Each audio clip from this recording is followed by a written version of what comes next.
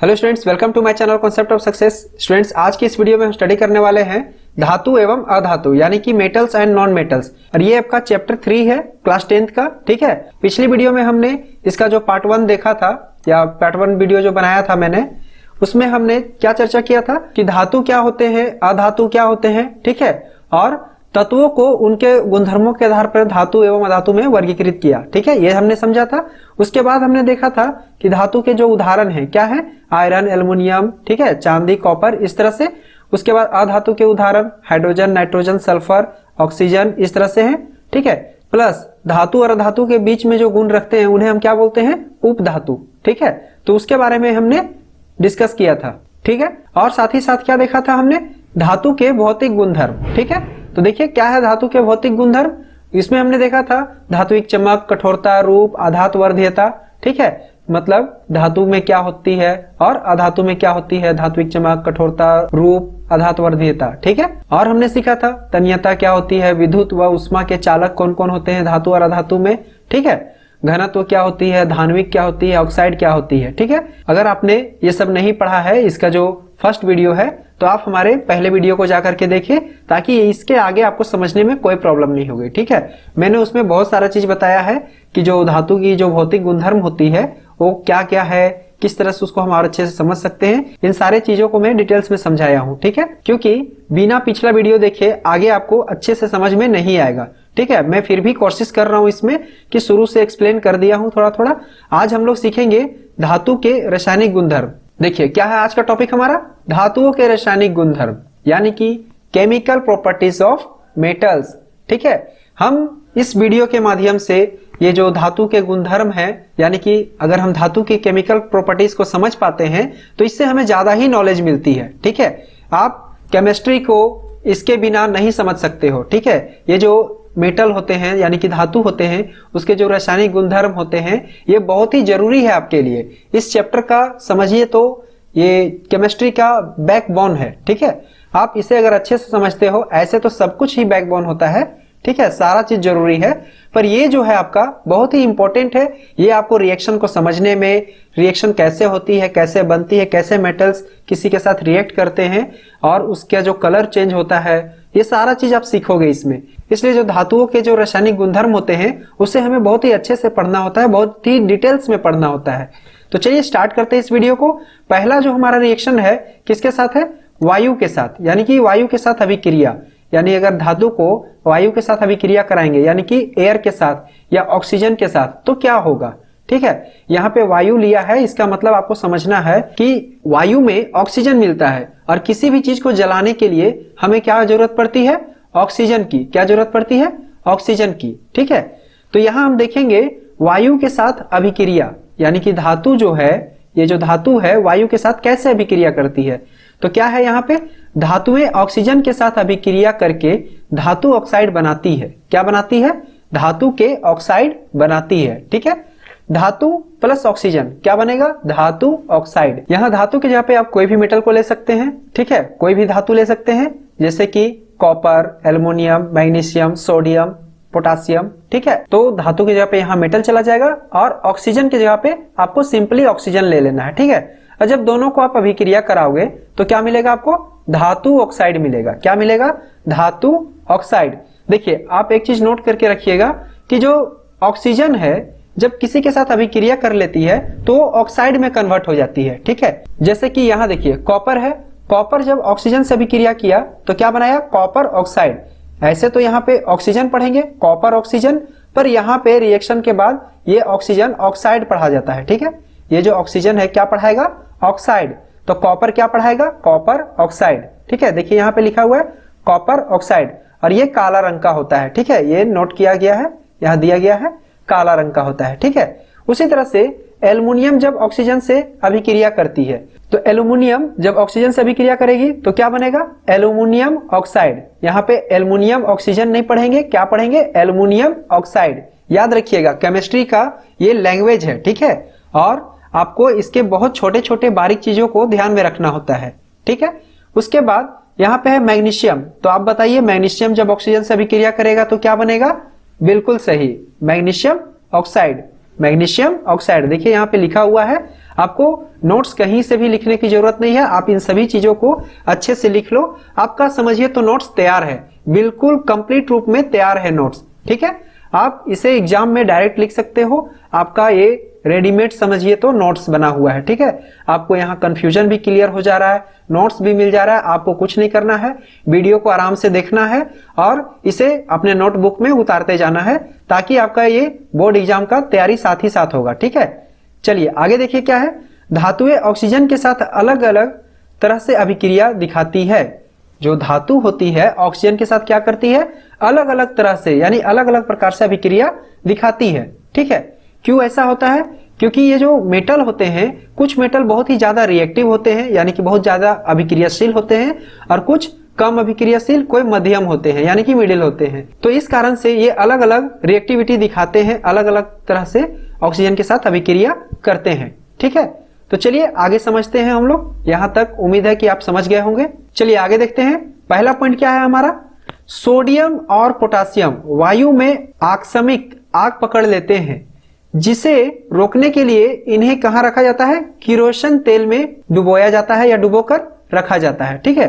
ये जो सोडियम और जो पोटासियम होते हैं ये वायु के साथ बहुत ही तेजी से अभिक्रिया कर लेते हैं, ठीक है। और ये जल के साथ भी बहुत ही तेजी से अभिक्रिया कर लेते हैं, जिस कारण से इन्हें कहां रखा जाता है, किरोसिन के तेल में यानी कि मिट्टी के तेल में डुबोकर रखा जाता है, ठीक है। ध्यान रहेगा, यहां से आपका एक सवाल उठेगा ही उठेगा, ठीक है। या तो 1 मार्क्स का क्वेश्चन उठे या फिर 2 मार्क्स का क्वेश्चन उठे, तो आपको ये बात को ध्यान में रखनी है। कौन कौन से मेटल है, सोडियम और पोटासियम, ये दोनों मेटल है और इन्हें क्या किया जाता है, चाकू से भी काटा जा सकता है, ठीक है। ये इतने सॉफ्ट और मुलायम होते हैं कि इन्हें चाकू से काटा जा सकता है, ठीक है। और इसमें आग ना लग जाए, जिस कारण से इसे कहां रखा जाता है, मिट्टी के तेल में डुबोकर रखा जाता है यानी कि किरोसिन ऑयल में, ठीक है। चलिए अगला पॉइंट देखते हैं, इसका क्या दिया हुआ है। देखिए अगला पॉइंट है, मैग्नीशियम, एल्युमिनियम, जिंक और लेड वायु के साथ धीरे अभिक्रिया करते हैं। क्या करते हैं, धीरे धीरे अभिक्रिया करते हैं। इन धातुओं पर ऑक्साइड की परत चढ़ जाती है, और ऐसा होने से क्या होता है, इन पर ऑक्सीजन का एक परत चढ़ जाता है, जिसे हम ऑक्साइड की परत बोलते हैं, ठीक है। याद रहेगा आपको कौन कौन सा मेटल है, मैग्नीशियम, एल्युमिनियम, जिंक और पीबी यानी कि लेड, ठीक है। अगला है फेरस यानी कि आयरन, वायु में गर्म करने पर प्रज्वलित नहीं होता। यह प्रज्वलित नहीं होता यानी कि जलता नहीं है, लेकिन ज्वाला में लोहा चूर्ण डालने पर वे तेजी से जलने लगते हैं। लेकिन अगर कोई ज्वाला है यानी कि आग का कोई भट्टी है, वहां पर अगर हम लोहा का छोटा छोटा चूर्ण डालेंगे तो वह तेजी से क्या होती है, जलने लगती है। ध्यान रहेगा, आयरन यानी कि लोहा, ठीक है। यह क्या करता है, वायु में गर्म करने पर प्रज्वलित नहीं होती। अगर आप इसे वायु में गर्म करोगे लोहे को तो वह नहीं जलेगा, लेकिन क्या कहता है, जो इसका छोटा छोटा चूर्ण होगा, लोहा का टुकड़ा होगा, उसे हम जलते हुए भट्टी में या जो ज्वाला होता है उसमें अगर हम डालते हैं तो वह तेजी से क्या होता है, जलने लगता है, ठीक है। चलिए अगला पॉइंट क्या है, कॉपर भी प्रज्वलित नहीं होता, ठीक है, लेकिन उस पर काले रंग के कॉपर ऑक्साइड की परत चढ़ जाती है। देखिए कॉपर जो होता है वो भी आपका नहीं जलता है, ठीक है। अगर आप इसे गर्म करोगे या जलाओगे तो नहीं जलेगा, लेकिन इसके ऊपर क्या होता है, काला रंग का परत चढ़ जाता है, ठीक है। उसके बाद देखिए Ag यानी कि सिल्वर, चांदी, ठीक है, और Au सोना यानी कि गोल्ड, ठीक है, ऑक्सीजन के साथ अभिक्रिया नहीं करते। ये ऑक्सीजन के साथ अभिक्रिया नहीं करते, ठीक है, जिस कारण से इसका मूल्य ज्यादा होता है, ठीक है। और देखिए ऐसा नहीं है, और भी चीज का मूल्य ज्यादा है, और भी मेटल का, लेकिन जो Ag है यानी कि सिल्वर और सोना यानी कि चांदी और जो सोना है, ये ऑक्सीजन के साथ अभिक्रिया नहीं करते, जिस कारण से इसका इस्तेमाल हम जेवर या गहने बनाने में करते हैं। तो ये क्या है कि ये अभिक्रिया नहीं करते हैं ऑक्सीजन से। अगर हम इसे अपने शरीर में पहनते हैं तो क्या होता है, वहां पे कोई अभिक्रिया नहीं होती, जिससे हमारा जो शरीर है इसमें कोई इन्फेक्शन नहीं होता है। अगर मान लीजिए कि आप कोई अंगूठी पहने हो, तो अगर अंगूठी में आप समझो कि अगर सोना या चांदी का है तो उसमें तो ऑक्सीजन से अभिक्रिया नहीं होगी, तो आप सेफ रहोगे, ठीक है। आपके शरीर में कोई इन्फेक्शन नहीं होगा, ठीक है, आपके बॉडी सही रहेंगे, ठीक है। लेकिन अगर आप वही दूसरा चीज पहन लेते हो तो ऑक्सीजन के साथ अभिक्रिया करके आपको आर्टिफिशियल कर देगा, यानी कि आपके शरीर में या शरीर के किसी भी हिस्से में वहां पे जख्म बना सकता है, ठीक है। तो यही कारण है कि सोना और चांदी महंगे आते हैं, और ये इसकी जो मात्रा है हमारे अर्थ पे कम है, और इसका जो मिनरल्स होता है ये भी बहुत ही ज्यादा कॉस्टली पड़ जाते हैं इसे वहां से निकालने में, एक्सट्रैक्ट करने में, ठीक है। और इसके जो ओर से या इसके जो खनिज से इन तत्वों को जो अलग किया जाता है या सेपरेट किया जाता है तो वहां पे ज्यादा टाइम लग जाता है, ठीक है। तो आप समझ गए होंगे कि सोना चांदी को क्यों बनाया जाता है जेवर या गहने, क्योंकि ये जो है अभिक्रिया नहीं करता है किसके साथ, ऑक्सीजन के साथ, ठीक है, ध्यान में रहेगा। इसलिए बच्चों इन सभी चीजों को समझना बहुत ही जरूरी है, क्योंकि आप जानते हो कि सोना और चांदी जो होता है बहुत ही महंगा होता है, ठीक है। तो आप अगर किसी भी मेटल्स की प्रॉपर्टीज को नहीं समझोगे, यानी कि केमिकल प्रॉपर्टीज को नहीं समझोगे, तो आप कैसे जानोगे कि मार्केट में कोई भी चीज सस्ता क्यों है, महंगा क्यों है, उसका क्या क्वालिटी होता है, क्या गुण होता है, क्यों हम सोना का ही इस्तेमाल करते हैं जेवर में, चांदी का ही करते हैं। तो ये सब जानना जरूरी है। तो आप अगर 10th क्लास में हो तो आपको तो ये सब जानना जरूरी है, ठीक है। तब आप घर में भी नहीं सुनोगे कि स्कूल में क्या पढ़ते हो, क्या ये सब नहीं सिखाया जाता। तो ये सब डायलॉग आप लोग को मिलता होगा। तो अगर आप अच्छे से इस वीडियो को देखते हो तो ये सब सुनने की कोई जरूरत नहीं, आपको सारा आंसर यहाँ पे मिलते जाएगा। आपको बहुत ही सिंपल वे में, बहुत ही सिंपल एग्जांपल से मैं इस लेक्चर को क्लियर करूंगा, ठीक है। इन सारे टॉपिक्स और डॉट्स को क्लियर करूंगा। आपको करना क्या है कि आप वीडियो को पूरी अच्छे से ध्यान पूर्वक देखें और साथ ही साथ इसका नोट्स को आप उतारते जाए, ठीक है। या फिर वीडियो को पूरा देख ले और नोट्स आप एक बार उतार ले, ठीक है। आपको अलग से कोई नोट्स बनाने की जरूरत नहीं है, इसमें नोट्स रेडीमेड है, यानी कि फुल्ली तैयार है ये, ठीक है। चलिए आगे बढ़ते हैं। आगे है उभयधर्मी ऑक्साइड, ठीक है। वे धातु ऑक्साइड जो अम्ल और क्षार दोनों से अभिक्रिया करते हैं और लवण और जल उत्पन्न करते हैं, उन्हें हम क्या बोलते हैं, उभयधर्मी ऑक्साइड। यहां पर देखिए दिया हुआ है कुछ उदाहरण, Al2O3 यानी कि एल्युमिनियम ऑक्साइड और HCl, एल्युमिनियम ऑक्साइड और HCl क्या बनाएगा, AlCl3 यानी कि एल्युमिनियम क्लोराइड, और साथ ही साथ क्या फॉर्मेशन करेगा, वाटर का, ठीक है। तो यहां पर ये जो है ये उभयधर्मी ऑक्साइड है, ठीक है। यहां पर देखिए फिर एल्युमिनियम ऑक्साइड को हम जब ले लेते हैं सोडियम हाइड्रोक्साइड के साथ, यानी यहाँ पे एसिड था ये HCl और यहाँ पे क्या है, ये क्षारक है यानी कि बेस है NaOH यानी कि सोडियम हाइड्रोक्साइड। तो यहाँ पर क्या बनता है, NaAlO2 यानी कि सोडियम एल्यूमिनेट, इसे हम क्या पढ़ेंगे, सोडियम एल्यूमिनेट, और वाटर बनता है, ठीक है। तो इस तरह के जो ऑक्साइड होते हैं, जैसे कि यहाँ पे एल्युमिनियम ऑक्साइड है, इसे हम बोलते हैं उभयधर्मी ऑक्साइड। क्या बोलते हैं, उभयधर्मी ऑक्साइड, ठीक है, ध्यान में रहेगा। इसके बाद है जल के साथ अभिक्रिया। इससे पहले हमने क्या देखा था, ऑक्सीजन के साथ अभिक्रिया। अब हम देखेंगे जो धातु होती है वो जल के साथ कैसे अभिक्रिया करती है, ठीक है। तो देखिए हम शुरुआत करते हैं। सबसे पहले समझते हैं यहाँ पे धातु जल से अभिक्रिया करेगी तो क्या बनाएगी, धातु का ऑक्साइड बनाएगा यानी कि धात्विक ऑक्साइड बनाएगा, और साथ ही साथ क्या देगा, हाइड्रोजन यानी कि हाइड्रोजन गैस, ठीक है। अब प्लस में यहां देखिए धातु ऑक्साइड जो है वो अब आ जाएगा आपका यहाँ पे, धातु ऑक्साइड आ गया यहाँ पे। धातु ऑक्साइड फिर जल से अभिक्रिया करती है तो क्या बनाएगा, धातु और हाइड्रोक्साइड, धातु हाइड्रोक्साइड यानी मेटल हाइड्रोक्साइड बनाएगा, ठीक है। तो चलिए हम समझते हैं बारीकी से। धातु जो ठंडे जल के साथ अभिक्रिया करती है तो कौन कौन से धातु हैं, सोडियम, पोटासियम और कैल्शियम, ठीक है, ये ठंडे जल के साथ अभिक्रिया करती है, ठीक है, ध्यान में रहेगा। उसके बाद है धातु जो गर्म जल के साथ अभिक्रिया करती है तो वो कौन है, मैग्नीशियम है, ठीक है। धातु जो गर्म जल के साथ अभिक्रिया करती है वो कौन है, मैग्नीशियम। उसके बाद देखिए धातु जो कैल्शियम, मैग्नीशियम जल के साथ अभिक्रिया करने पर तैरने लगते हैं, क्योंकि हाइड्रोजन गैस के जो बुलबुले होते हैं धातु के साथ चिपक जाते हैं, ठीक है।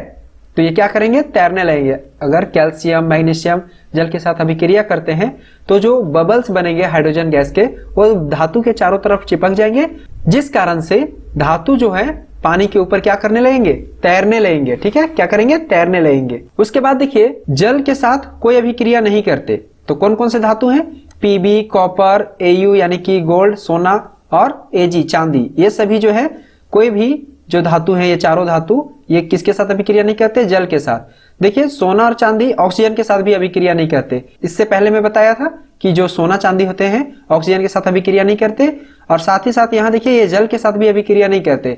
यानी कि अगर आप सोने की अंगूठी या सोने का कोई भी बना हुआ सामान, ज्वेलरी, अगर आप पानी में भी डाल देते हो तो वो आपका खराब नहीं होगा, ठीक है। चलिए आगे समझते हैं। केवल भाप के साथ अभिक्रिया। देखिए कुछ धातु ऐसे होते हैं जो केवल भाप के साथ अभिक्रिया करते हैं, जैसे कि एल्युमिनियम, Fe यानी कि फेरस, Zn यानी कि जिंक। तो याद रहेगा आपको देखिए कितना सारा प्रॉपर्टीज होता है धातु का, है ना, मेटल का। देखिए मैग्नीशियम गर्म जल के साथ अभिक्रिया करती है, सोडियम पोटासियम और कैल्शियम ठंडे जल के साथ, एल्यूमिनियम फेरस और जिंक केवल भाप के साथ अभिक्रिया करती है, ठीक है। धातु लेड कॉपर Au और Ag ये सभी जल के साथ अभिक्रिया नहीं करती है, ठीक है। कॉपर मैग्नीशियम जल के साथ अभिक्रिया करने पर तैरने लगते हैं, ठीक है। क्यों तैरते हैं? क्योंकि हाइड्रोजन गैस के बबल्स उसके ऊपर चिपक जाते हैं, जिस कारण से वहां पर वो तैरने लगते हैं पानी में, ठीक है। तो उम्मीद है कि ये भी पॉइंट आपको समझ में आ गया होगा। चलिए आगे देखते हैं। देखिए यहाँ पे इसका एग्जाम्पल दिया है।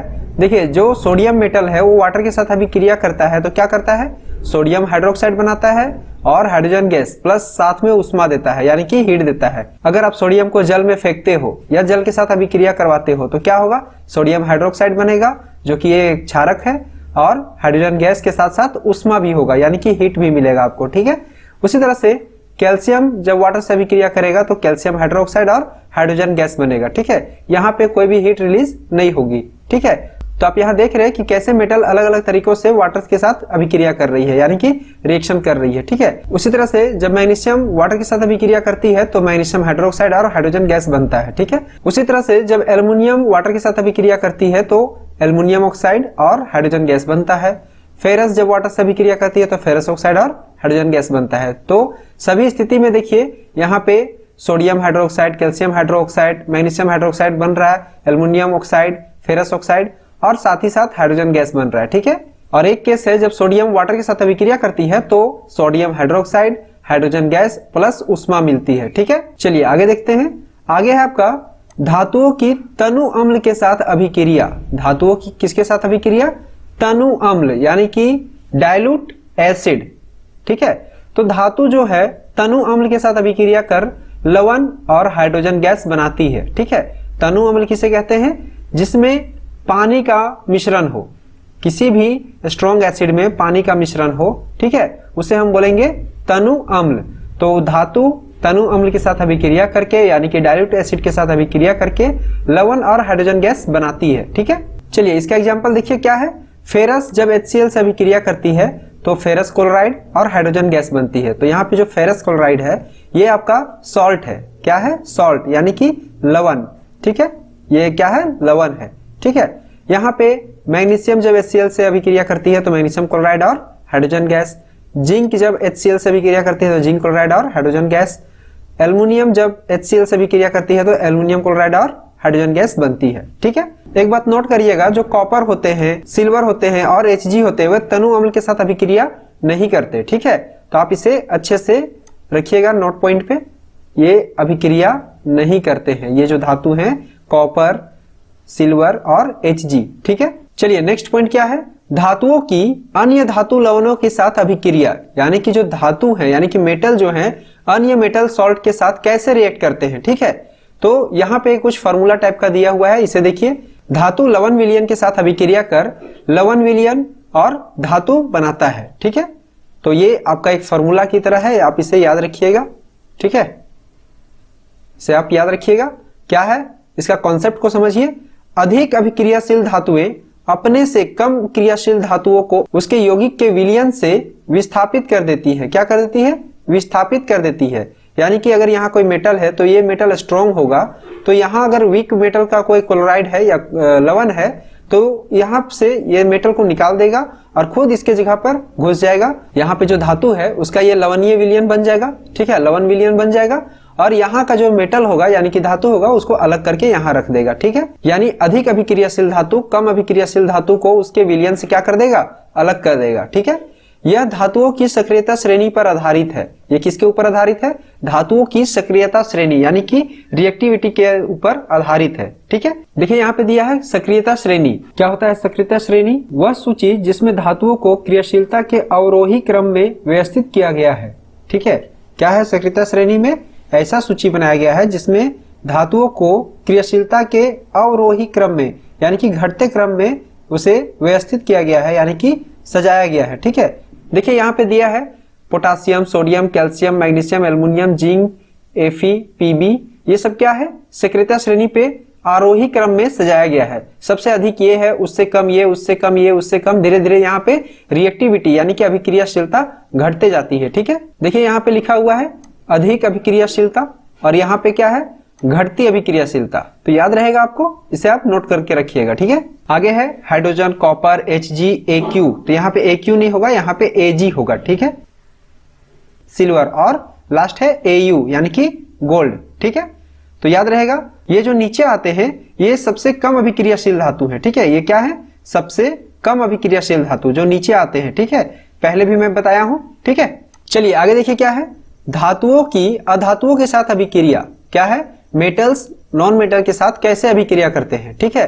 तो क्या लिखता है यहाँ देखिए, तत्वों की अभिक्रियाशीलता संयोजकता कोष को पूरा करने की प्रवृत्ति के रूप में समझी जा सकती है। तत्वों की जो अभिक्रियाशीलता है वो संयोजकता कोष को पूरा करने की प्रवृत्ति के रूप में समझी जा सकती है, ठीक है। और यहाँ पे देखिए कैसे इसको और समझ सकते हैं, जो धातु के परमाणु होते हैं अपने संयोजकता कोष से इलेक्ट्रॉन त्याग करते हैं और क्या बनाते हैं, धन आयन बनाते हैं। और अधातु के जो परमाणु होते हैं वे संयोजकता कोष से इलेक्ट्रॉन ग्रहण कर ऋण आयन बनाते हैं, ठीक है। अगर कोई भी जो तत्व है अपने इलेक्ट्रॉन यानी संयोजकता कोष से इलेक्ट्रॉन को किसी को देता है तो जब देगा तो क्या बनाएगा, धन आयन, और अगर लेगा तो क्या बनाएगा, ऋण आयन, ठीक है। तो देखिए यहाँ पे इसका एक एग्जांपल दिया हुआ है, फॉर्मेशन ऑफ NaCl यानी कि सोडियम क्लोराइड का निर्माण, ठीक है। तो देखिए सोडियम 11 नंबर का एलिमेंट है, तो यहाँ पर 2, 8 और 1 इसका इलेक्ट्रॉनिक कन्फिगरेशन है यानी कि इलेक्ट्रॉनिक विन्यास, ठीक है। 8, 2, 10 और 1, 11, ठीक है। तो ये क्या करेगा, एक इलेक्ट्रॉन किसी को दे देगा, ठीक है। तो सोडियम जब एक इलेक्ट्रॉन किसी को देगा तो इसके ऊपर Na प्लस चार्ज हो जाएगा, ठीक है। Na प्लस चार्ज हो जाएगा और ये सोडियम धन आयन बनाएगा।